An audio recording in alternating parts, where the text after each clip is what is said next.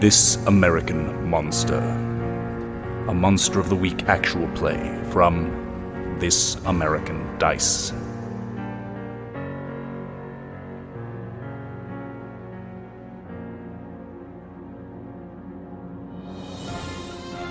Channel 6 News with Shane Meridew and Leslie Cox. Big McLarge Huge with sports. And introducing Anastasia Ruiz Johnson. In other news, on the last night of our recent storms, there was a riot at the Odlum State Prison. During this incident, 4 prisoners in the psychiatric ward were injured and hospitalized. While 3 of the prisoners have emerged from their comas, the 4th, tragically, has passed away from what authorities are calling an embolism brought on by some form of brain trauma. That man, Todd Rudolph, was 42 and is survived by his sister, Aileen Rudolph.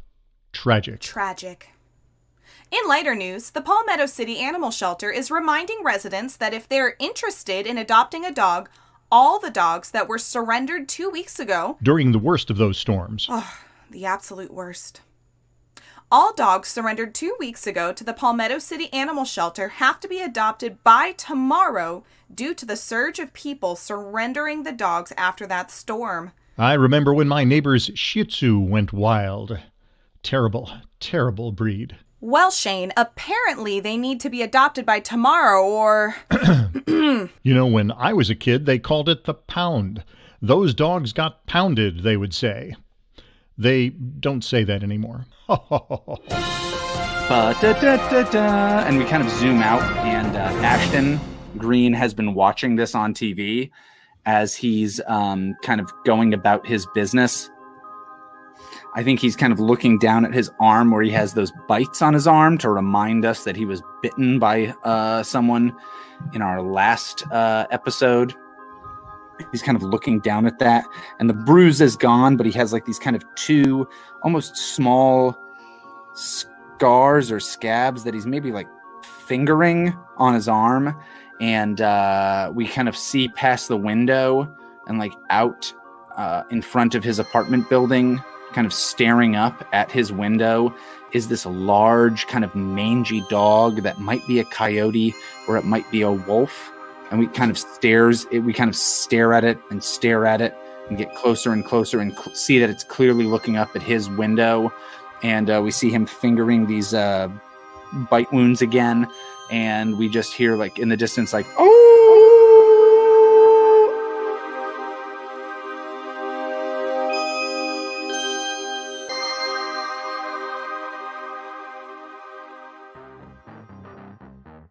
We have a shot of Sundry Charms, and he's kind of got his clothes together.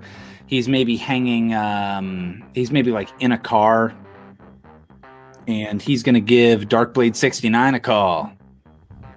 And so I think that, Lee and Alex, this is possibly where we have this this contact between Sundry and Darkblade, where Sundry's asking Darkblade those questions. And so I know in the past we had said we were going to do this via text, but maybe we could just do this like over the phone via like a series of phone calls where like over the course of X amount of time, you guys talked to each other and found this stuff out.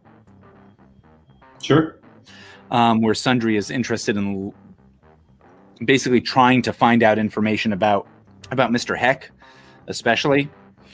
So we see Sundry kind of like in the car, and he's like listening to messages and maybe talking to people on the phone. And the PI that Sundry had hired to look into Mr. Heck was essentially able to confirm at least some of the stuff that Sundry found out at the hospital. If you bring up to that PI that like, hey, you know, I think that this person was involved with this guy named Harry or Harold Stone, who was a patient at Palmetto City General Hospital. You can find out that a man named Harold Stone had been in a car accident in the late 80s that paralyzed him from the waist down. After a few years of drug and alcohol abuse, he was suddenly able to walk again, and almost viewed as a miracle. And it worked out because he was a very successful chemist. He made a lot of money with drug patents and all of this stuff. involved in like the scientific field. And your private investigator will kind of tell you, however, it's kind of believed that he had been the person who did some of the research that kicked off the meth problem in the United States. And that this guy was responsible for that. That like he wasn't a meth dealer or anything like that. He wasn't a meth cook, but that he was the one who essentially created some of these formulas to make it so easy for people to create this on their own. And well, he had become extremely wealthy in the late 80s and early 90s. He spent the last 20 years, so essentially all of the 21st century, as a recluse.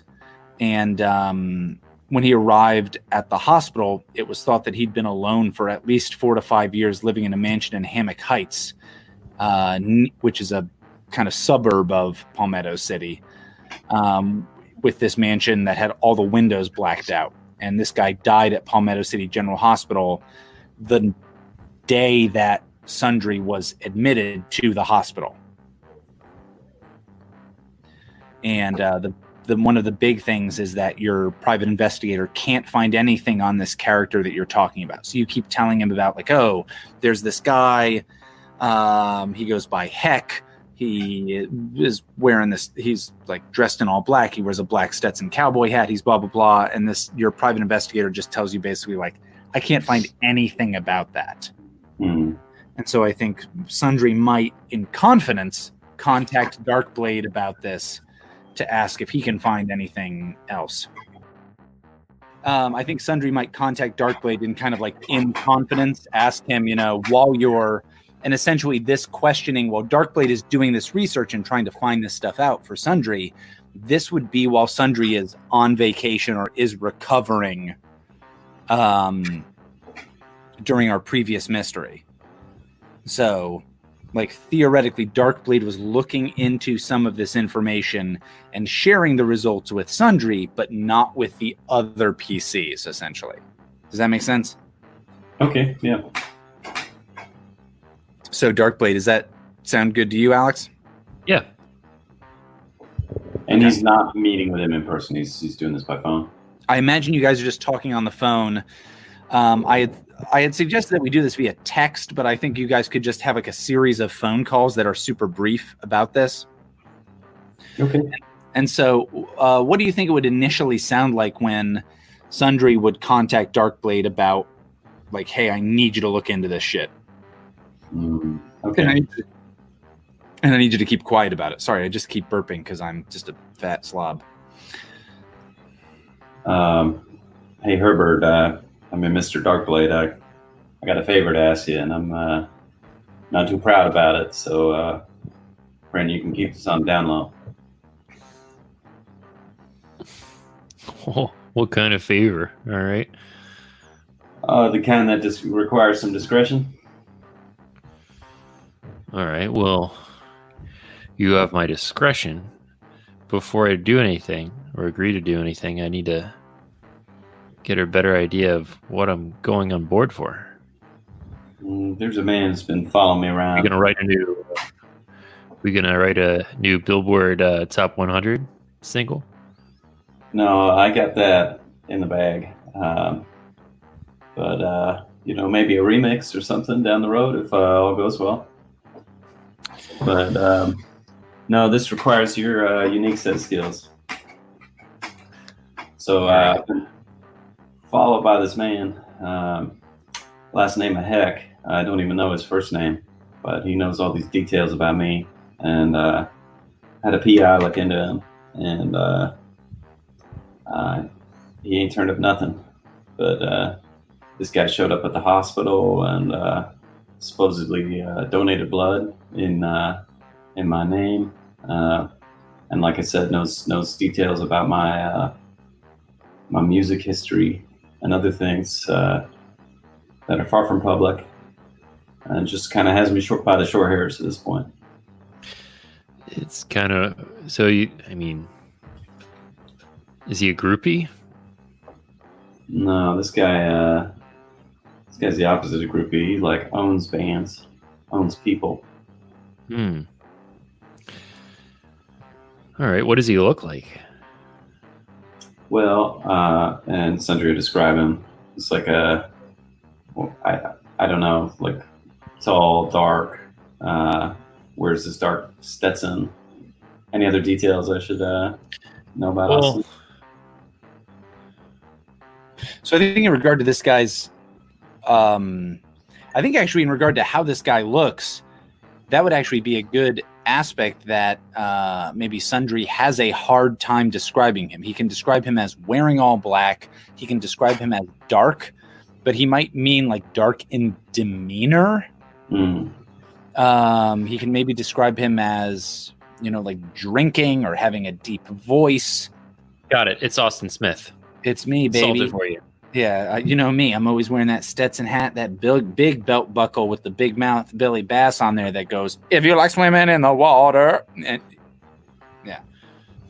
All right. So, I mean, his name's clearly on an old contract that I signed, and he gave me this year watch named with the brand Morningstar on it. Never heard of that before.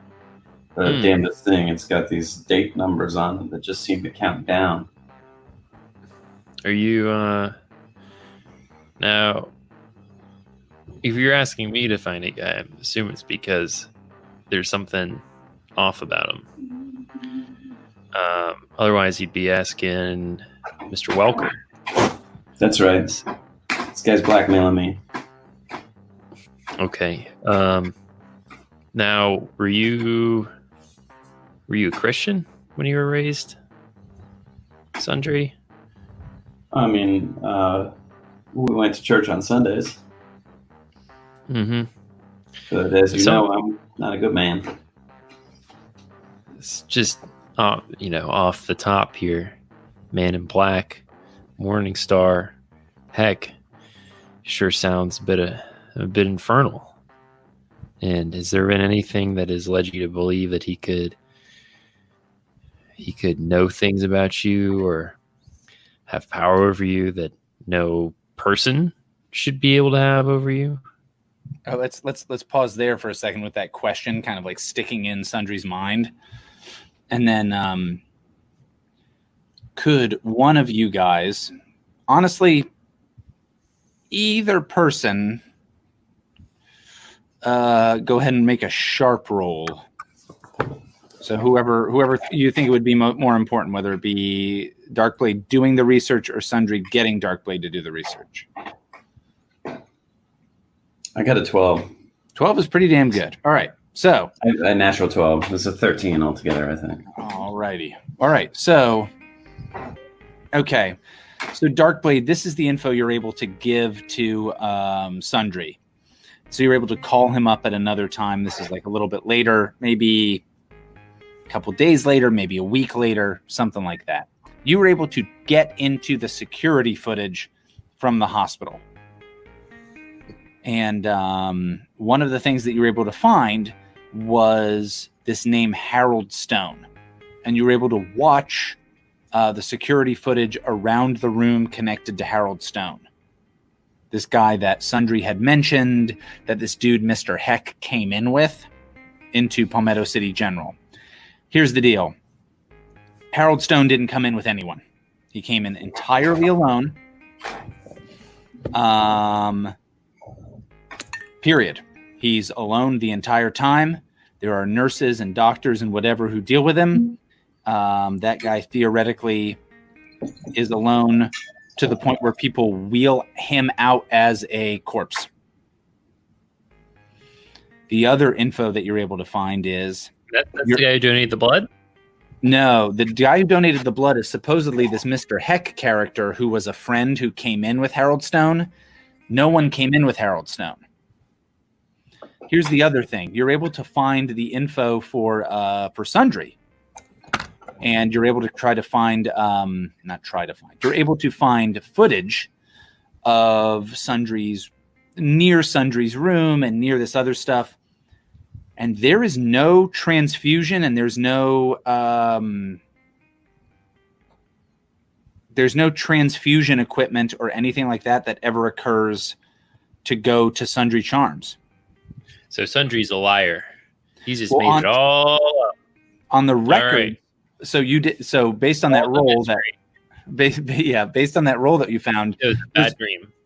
There's a record of Sundry Charms getting a transfusion, but in the time that he's there doesn't seem to be any equipment. Like nobody brings in bags of blood or other stuff like that that would suggest that there had been a transfusion. Yet in his records, there's evidence that suggests that there had been a transfusion. So that's one of the things, is that like it says it on paper, but you can't find any of this on the in the video recordings of the security footage.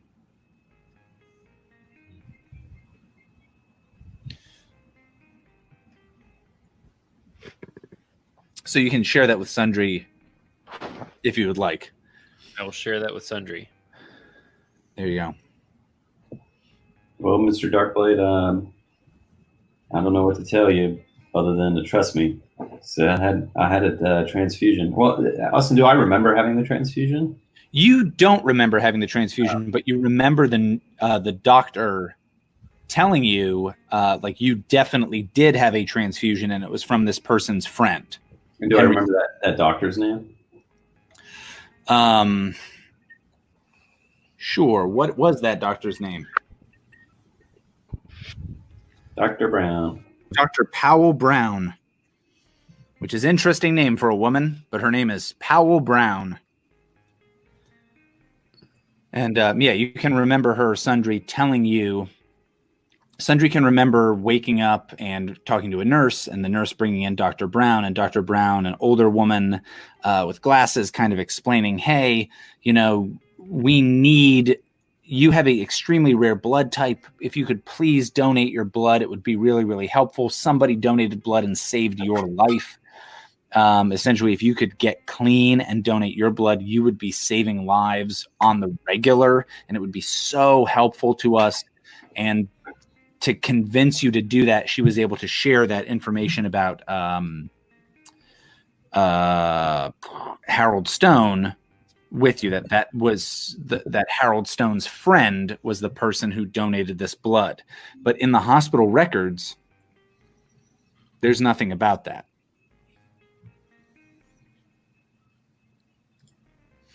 And Sundry remembers looking at the handwritten medical records. Yeah. And he remembers seeing stuff about a transfusion. But now there's nothing like that Darkblade can find. Well, I'm telling you, Darkblade, I talked to that doctor. She showed me some charts. She told me this happened. And that's how it is with this guy, I bet you if you tried to dig up that record contract, it'd be the same way. Guessing it's not filed with the clerk of court. Does Sundry still have a copy of his record contract? Yeah, definitely. But it all just came down to like Morningstar in the end, right? Yeah, like Morningstar Records Associated or something like that. Yeah. He's All right. like, I don't want to waste your time, but No, it's not a waste of time. This is really, really interesting. And also, I want to help you, Sundry. So I really feel bad about... I'd want to help you, period, but I really feel bad about how things went down with Werepanther, and I feel like I really screwed things up and got you shot. So the least I can do is help out with this. Well, I appreciate with that Darkblade, but I'm guessing with the way my luck's been going, that shooting had nothing to do with you. Everything to do with this piece of shit. How would Sundry ask Darkblade to keep this stuff quiet from the rest of the crew? Well, at the beginning, he said, keep it on the down low. I'm being blackmailed, that sort of thing. In terms of like how he would incentivize him, I don't know. I don't think you need to incentivize him, but just to kind of like further hammer that home of like, hey, keep this on the down low, but not just generally, like including from Welker and Ashton, people who theoretically would also be trusted. What's the like oomph that he throws in at the end of like, even if he just has to straight out, flat out say it?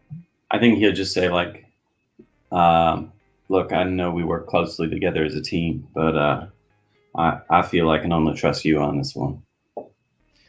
Well, you don't have to worry about.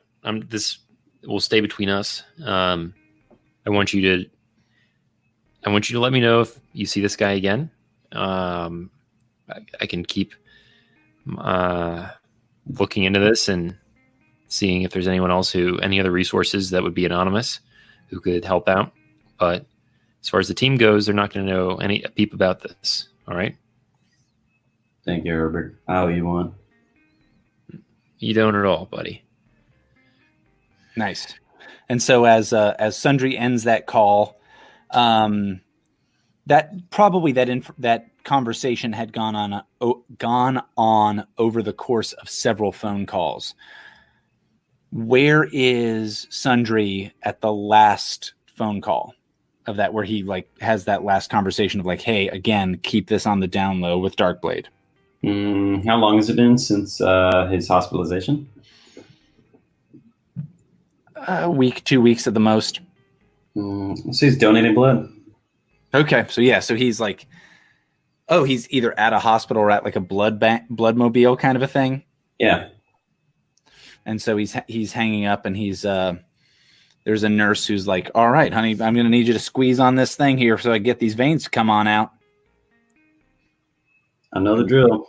Yeah, and we see him doing that, and so his veins. He takes a belt out and wraps it around his arm like he's about to shoot up heroin. Yeah, and she's like, "We got it, baby. We got it." And this ain't nothing like last time I did this. Yeah, and I think he looks at, and if he's in a bloodmobile kind of situation, he's kind of seated in that weird dentist chair kind of deal. And the lady's kind of going toward his left arm to do this. And he's trying to take out a belt to do it himself. And she's like, "No, honey, we got this." And she puts it in there. And it's kind of like we see his blood flowing into the bag to be donated.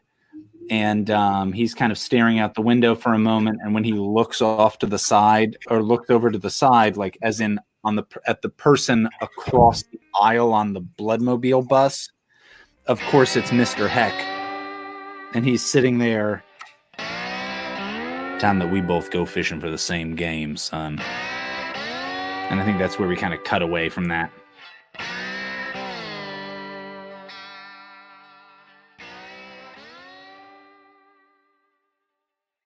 Ashton and Darkblade, this is kind of a message that you guys get that could develop into a scene, possibly. But you guys were supposed to meet with Mirzad Pushan-Chi, the guy from the Lore Corporation, who Ashton has met, the guy who was played by Jackie Earle Haley. But you guys had a meeting scheduled with him where he was going to come to town, and maybe the day before he canceled.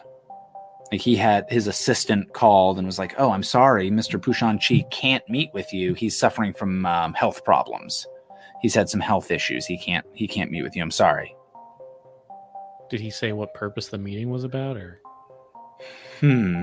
Yeah, that's actually the deal. Why he wanted to meet with you was a question, and he specifically contacted Ashton and told Ashton to obviously with Ashton and Darkblade to meet him. Mr. Welker was not included in that conversation, Ashton. But then he, I guess, canceled it suddenly. Yeah, but then he canceled it and said "Oh, it's health problems. He can't, or health issues. He can't."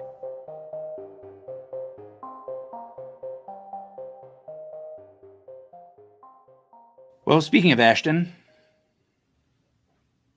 we have Ashton at his apartment. So, Ashton, you have, let's say that this is, oh, fuck. All right. This is Friday morning. Tonight is supposed to be that big opening at the museum. So this is Friday morning. So it's been a couple of days since the last game.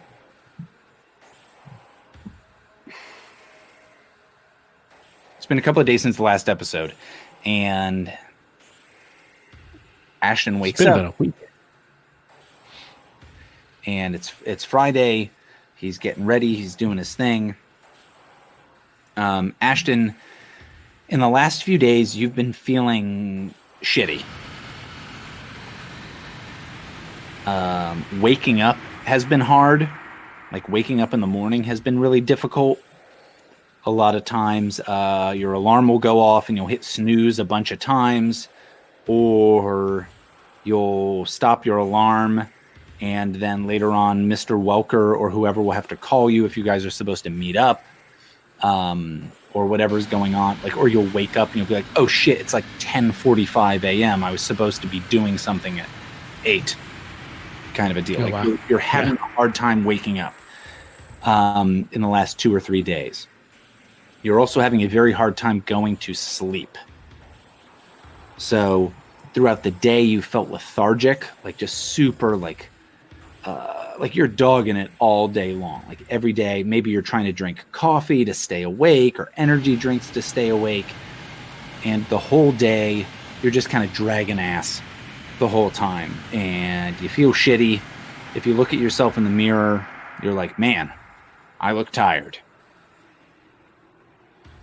That's what's been going on for the last couple days.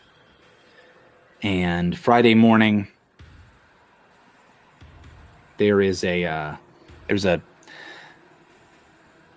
knock on the door, or a ring at your, or a ring of the bell, or whatever it is. Someone's at the door. Yeah, I'll answer that door. Yeah, so somebody knocks at your door, and when you answer it, there's a man who is in like kind of a security guard uniform. He's a white man in his probably like 40s, maybe 50s, and he's got blonde hair that's a little bit messy, and he's got just straight up, you can see it right away, big ass fake teeth. Like these are some Joe Biden ass chompers that this guy's got, and he's like They start bleeding. yeah, and I was those chompers, Mr. Vice President. But yeah, so this guy's like, oh, Mr. Greene, how are you? You're gonna get to see me talk out of the side of my mouth a lot for this character. Oh, fun. He's like, yeah, Mr. No, he doesn't call you by name. He's just like, oh, hey there, how are you? Yeah, and I think especially if he's just been really tired since however long, last couple days. Ashton's just like, yeah, I mean, like, can I help you? Yeah, there. And this guy I would describe as 1990s Gary Busey. So 1990s Gary Busey is at your door with his giant fake ass teeth, and he's like, hey, listen, sorry to pry. I don't mean to bug you. I know. Listen, you look like you just woke up. I'm sorry to bother you. Are you seen a guy? He's about yay tall. He's got kind of this look to him. He's usually wearing a shirt with a cat on it, and he describes the homeless person who normally wears a cat t-shirt. But he like kind of goes at length to describe this guy. And he's like, you seen this fella? I mean, we're just trying to help him out, trying to look for him. I mean, we used to be helping him out here helping him out at the charity. And we're trying to make sure that we can find this guy and help him, but we ain't seen him. We ain't seen him for a while. And now we're trying to make sure that we can find him. And let's see. So read a person's a thing in this version, right? Yes, you might like it is. And try and see if he has the best intentions for this cat boy or not. Sure. You have, based on your powers, you are able to move past the glint from his fake teeth and actually read him. Yeah. Mm-hmm. So that's a sharp roll, I assume? Yes. Well then, an 8.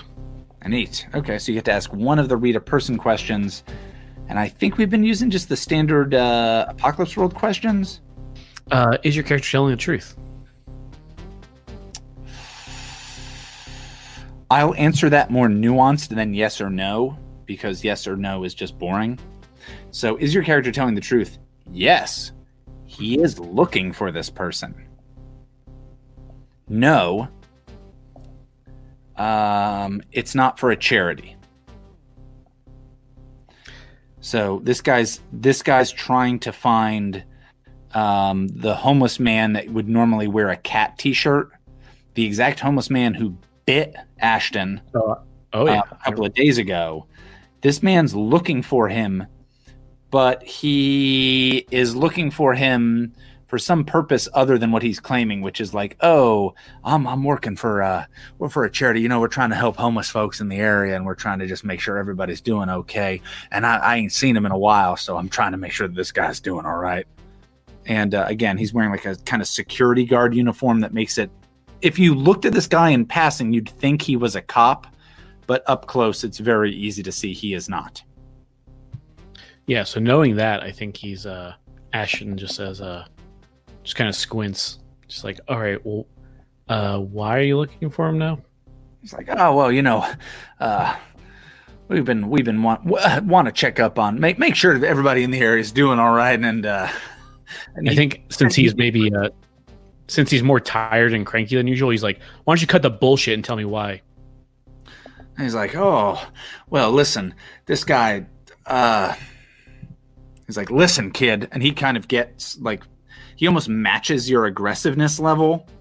He's like, listen, kid, this guy's been a real piece of shit lately, and we want to make sure everybody's safe, including little punks like you. So we don't want to see anybody get fucked up or anything like that. So if you've seen this guy, if you let me know, I'll make sure that he doesn't come here and try to take your and he just points out whatever is nearby. He's like, you're dying. Player. Yeah, I was gonna say, like, you're dying succulent plant. He's like, he doesn't take this dying succulent and shove it up your ass. Yeah. Well, yeah, it seems like you have the best intentions in mind. What's your name, officer? And he says, here, if you see this guy again, and he describes the guy again. Oh yeah, Ashton knows exactly what he's talking about. Yeah, but he describes the person. He doesn't know you know that. So he describes the person again, and he gives you a card. And his name is, he's got a very Stanley name. His name is Lucas Locke. Very good.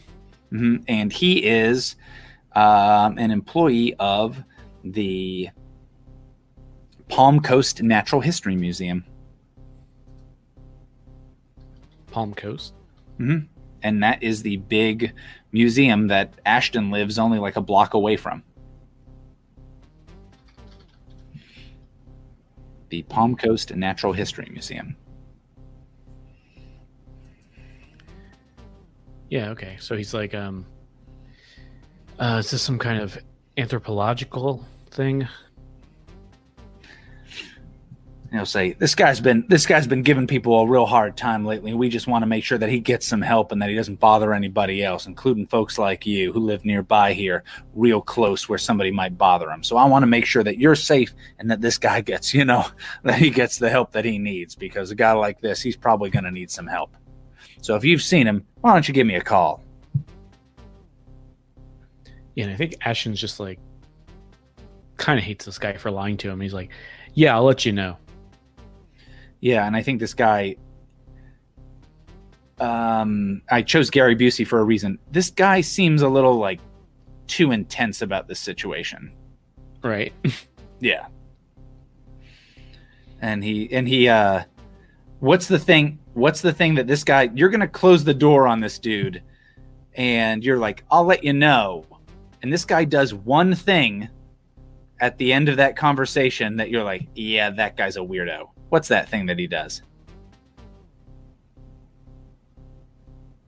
Oh man, I don't know. That's good.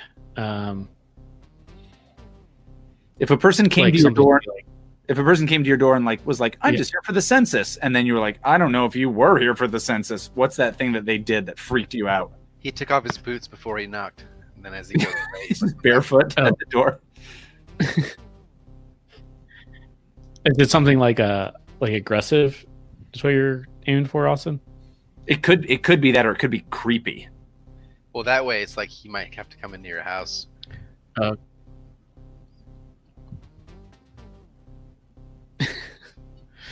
Yeah, well, if it was aggressive, the first thing I was thinking of is he just like knocks over that succulent plant. Like you just hear it like shatter after the door closes. Oh, nice. Yeah. But You yeah, cl- if you you close the if you door. can think of something weird, go for it. Sure, you close the door and you hear this guy very clearly just knock over shit. That was like right outside your door. Yeah. I think like a tiny little like terracotta like a pot. It's just like shatters it. Oh yeah, you're looking through the peephole, and he just takes the thing and just smashes it against the peephole. And you're like, oh fuck, like unnecessarily aggressive. Yeah, that's this guy's behavior. And he just and he does a thing where he like kind of looks around, and then he walks away. So that was the man who just came to your door.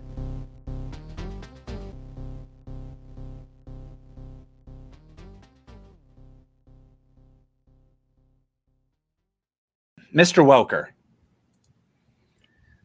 I think you get a call from Mr. Bishop.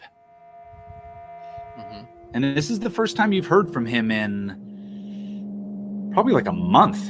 And like since you and Ashton did that training exercise with him. Yeah. And all I know is that Cross had her suspicions. However, I think she's with the police, and he has been out of communication.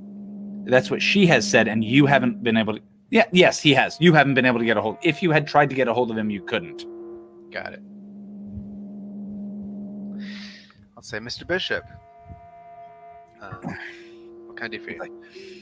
Welker, listen, I got a lot of fires I got to put out up north. That museum near you guys, the Palmetto Coast fucking whatever it is museum. Listen, keep your eye on that thing. We got you tickets to that, right? Did you get those? I did. All right, good. Make sure you keep your eye on that place. We had a team out in Romania where they got that most recent thing. That team didn't come back. I tried to go out there and I couldn't find shit and things went bad. I'm trying to find things out. You need to keep an eye on that. You hear me? My eyes are always open, Mr. Bishop. Or am I looking Good. for anything in particular? Could you make a sharp roll? Sharp roll. I got a 9. A 9. Okay. And he'll tell you, he's like, we had a team investigating an old castle in Romania, or the remnants of an old castle in Romania. Something was out up there. Something was going down up there. We didn't know what it was. We sent a team out there to find out what was going on. Somebody beat us to it. Our team didn't come back. I tried to join them out there, and shit went south pretty quick. Unfortunately, on my end, I wasn't able to join them before apparently a bunch of shit got shipped to you. So luckily for us, you've got this stuff in your backyard. Keep an eye on it. I'll be down there as soon as I can, but keep your eye on this shit. Again, I got a fire I got to put out up north. Understood.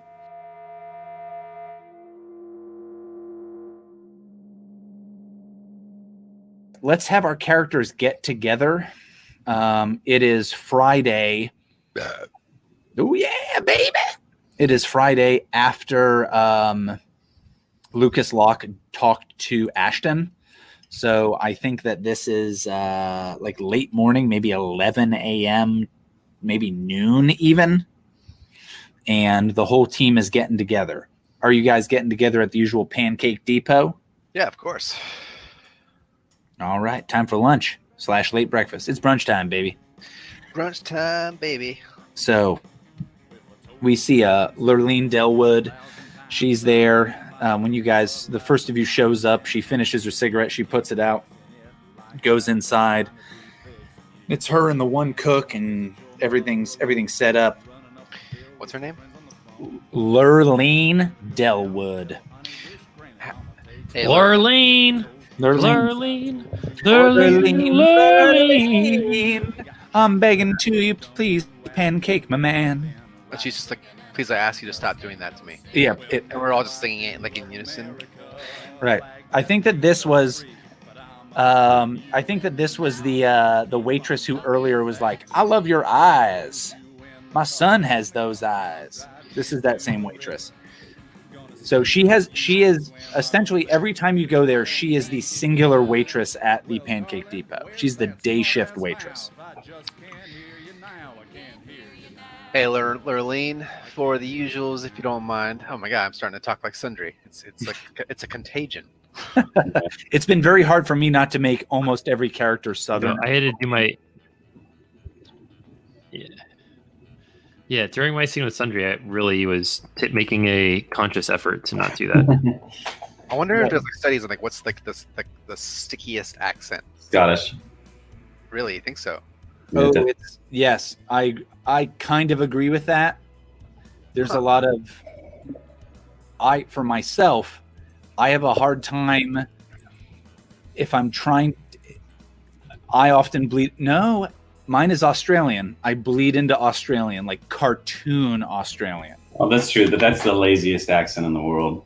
I feel like Southern to me is like the ultimate. Like I hear it once, I'm gonna be talking something for the next 5 minutes. I can do a Southern accent and stick with it, but if I'm trying to do a British accent or an Irish accent or if I'm trying to do Leprechaun Irish, I can be fine. But if I'm trying to do like not Leprechaun Irish, or Cockney British, I'll like slip into Australian.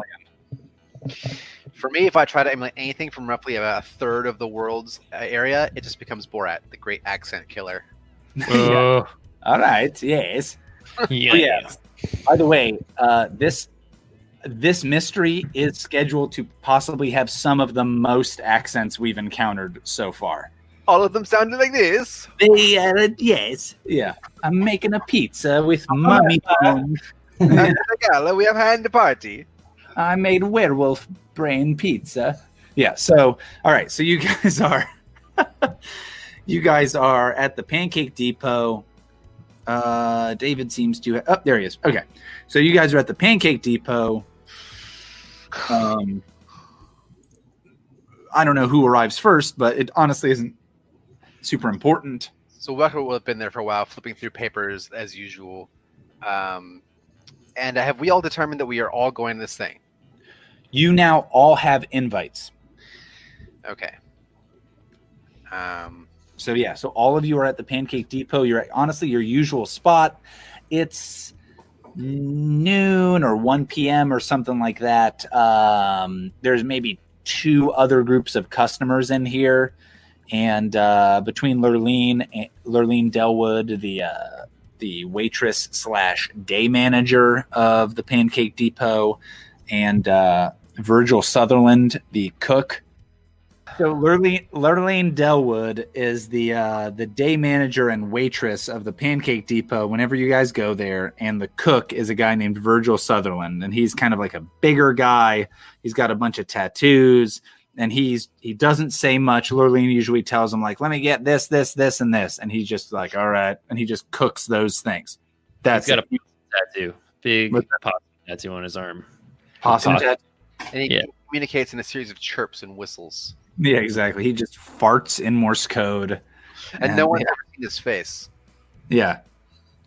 He's covered in a mask of hash browns. Anyway, but so you guys are there, and Lurleen Delwood just took everybody's order. We hear it like around the table where Mr. Welker's like, some of the usuals, and she's like, "Let me guess. This, this, this, this, this, and this."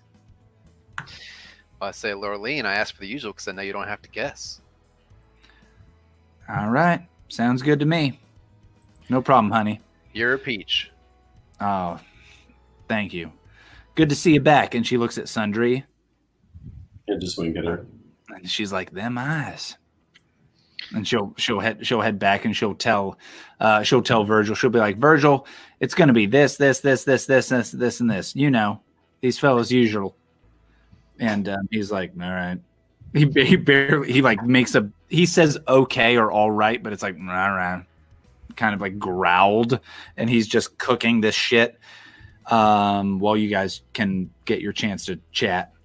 And essentially, you have your privacy. There are other people here, but if you talk, unless we're in the private booth at the Waffle House. Yeah, you guys are in the men's room. You're sitting over the toilet. Yeah. Yeah. You've turned the usual toilet camera off.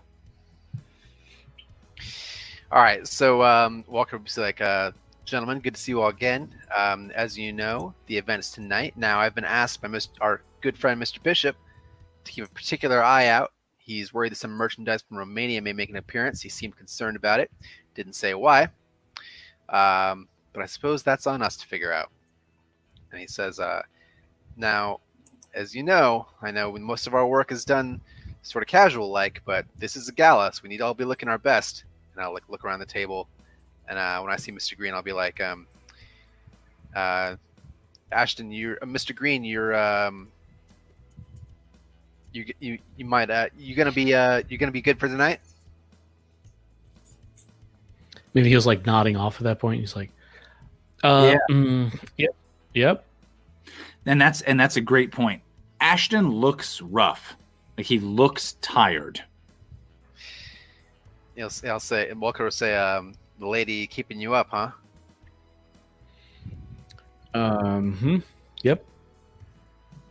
Okay.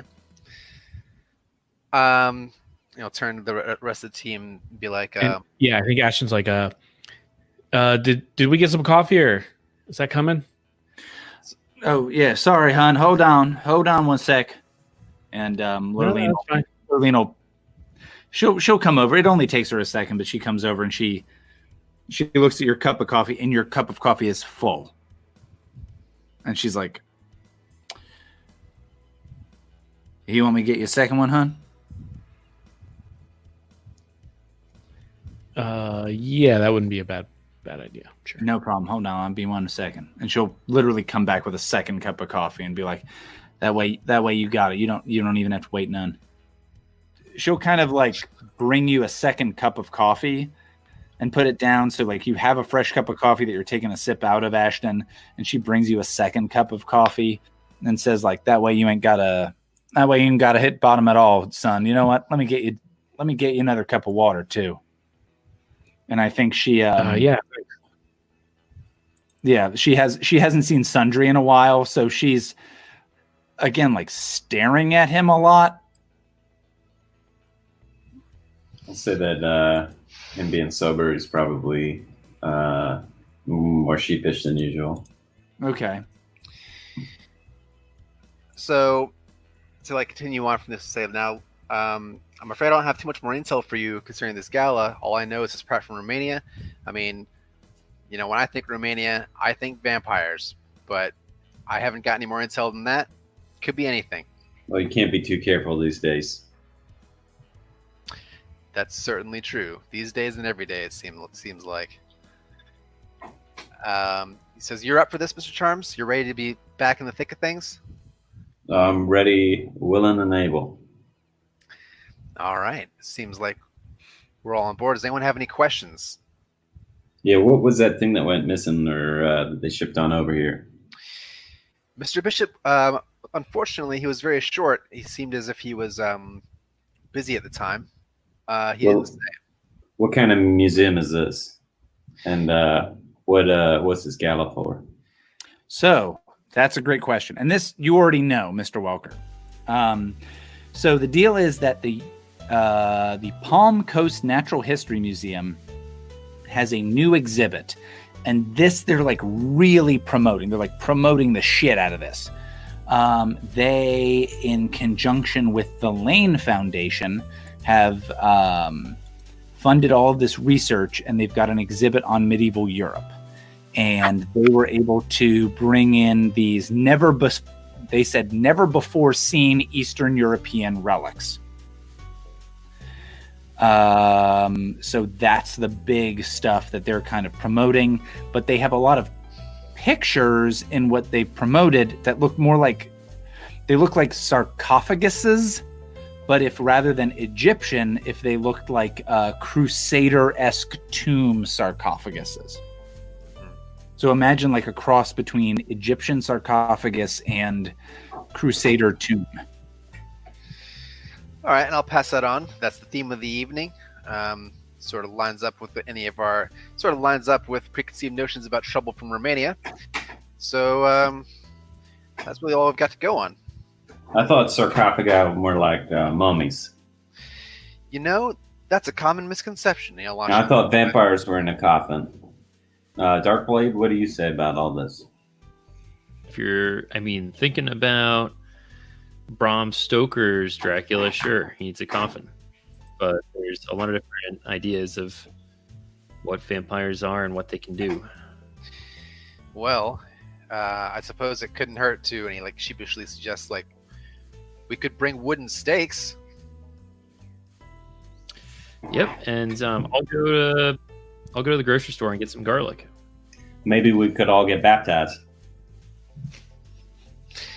So I'm pretty sure shooting it in the face will cure it as well. But it can't hurt in case we're otherwise bound for help. Okay, but if things go wrong. Okay, you're right. that's an interesting question. Do you have to be a believer for holy water to be an effective weapon? So this is some of the conversation that you guys are having. So you have like a Pascal's wager situation here, I think. So yeah, so you guys, all of you have invitations. Let me rephrase this. Mr. Welker has 4 invitations for this gala. They are not labeled to anyone, but they're just like, here's an invitation. Oh, but I'm supposed to bring my wife. Is it like a +1 situation? You were initially given 2, and then when you were told about that, like, can your team get blah blah blah, you were given 2 additional tickets. Oh, so I no longer can bring her. You know what? You did well on that. You can. How many tickets do you want? 8. Let's bring a private army. Yep. Yeah, you can do that. Yeah. But yeah, so you can, yeah, you've got everybody has a ticket and a +1. There you go. So it's literally like you've got a ticket and this ticket says this person and a +1. Like this ticket is good for one person and a guest. All right, he'll look around the table and says, can I expect you all to be coming on the arms of any lovely companions, or will you be alone? And we see that as Mr. Welker like literally passes out these tickets to you guys. And the tickets I feel they're not quite the like sporting event-esque tickets, but they're closer to that, where they're like a little bit more formalized than you would expect. And is this at that same museum? Yep, the Palm Coast Museum, which is only like a block or 2 away from Ashton's apartment. Yeah, so I think this is when Ashton brings this up to Mr. Welker. Just, hey, someone from this place was knocking on my door at all hours of the morning, trying to track someone down or something. Have we, maybe looking at Darkblade, have we looked into these people? He's playing with the fidget spinner, spinning in his hand. He has a fidget backpack, actually, that's just going in circles around on his back. Yeah. He has a little bit of spittle that's like it's dripping off of his chin. Well, looking back to Mr. Welker, he's like, yeah, this guy seemed pretty intense, 89. I guess. Well, so, sorry, you had a museum employee asking you where somebody was? Yeah, just some, I guess just one of these missing homeless people that is in that same neighborhood. But he seemed pretty, I don't know, aggressive with his tactics. And this is probably a way more maybe paranoid sounding than Ashton's ever been. And he's again, like, Ashton looks rough. Like he looks pallid. He looks tired. So was this guy canvassing the neighborhood, or was he asking you specifically? Well, I don't know, but he seemed to have he knew that I knew this particular person, which seems pretty suspicious to me. I don't know if there's any rivals that Lorcor could have, but especially if, I don't know. It just seemed pretty fishy to me. I didn't like it. Well, maybe he'd seen you in his company before. Do you know what happened to this person? Well, I try not to judge, but this person's had some, I guess, a rough life. Last time I saw him, he actually attacked me. Well, actually, what's the name that you and Reagan, having seen this guy in the cat t-shirt, what's the name that you guys use for him? It might be his name. It might be the name he told you. It might be the nickname you guys came up with. Yeah, we call him Cat Guy, but he's always been completely just friendly and nice. But I don't know. He must have had some, especially with the weather and everything going on. He's probably had a rough couple of weeks. And last time he was also pretty upset.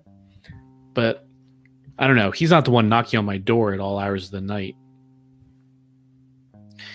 Well, it sounds like if you're in a position to do some good for the community, Mr. Greene, I'm sure you know what's good, what to do if it's right. Doesn't seem like something. This is something that we can do for you. Well, I'm just saying. I think it was suspicious that, not too long after I became junior regional project manager of the entire South region, he's knocking on my door. I just don't like this, Seems pretty fishy to me. I don't like these I don't know. These just rub me the wrong way. Yeah. Okay. Sort of. Maybe some upstart looking at the prize that Lorcor has. Well, I assure you, these museums just looking after every dollar and cent. Oh well. You know what, Mr. Greene? I'll raise an inquiry about it. See if there's anything we need to be worried about. Well, yeah, I was thinking, especially if Darkblade, if you could look up anything about the history of this place. I don't know. Or maybe this person in particular. He gave me his name. Here's his card. But I don't know. Just seemed pretty suspicious to me. I thought I should bring it. The 4-inch spittle is now sucked entirely back up. Darkblades threw his facial hair and patchy beard into his mouth, chokes on it, drops the fidget spinner, and says, I'm on it. I'm looking right into it. I was saying maybe it's like a montage of everyone getting ready for the gala. Like normally we'd have a montage of everyone arming up and putting on their body armor and everyone getting their shotguns and trench coats on. But this time it's the same music and same sort of pace of shots, but it's people putting on their different conceptions of what they think of as fine attire.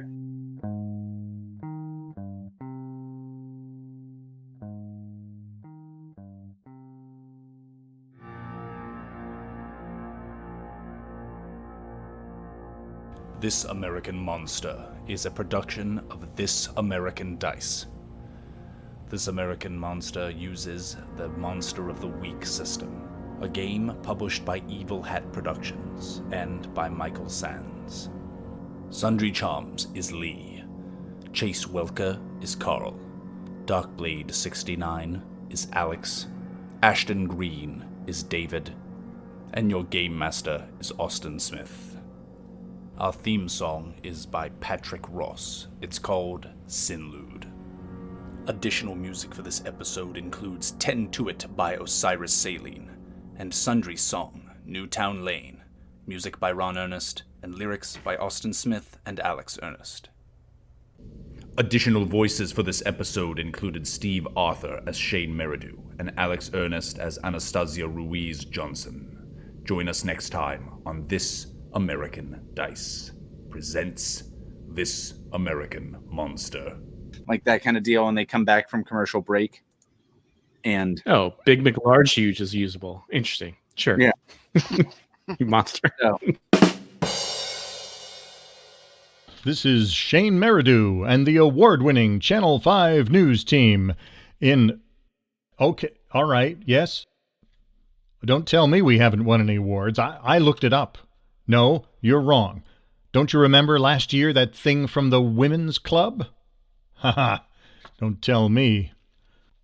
Been doing this since you were pooping mustard.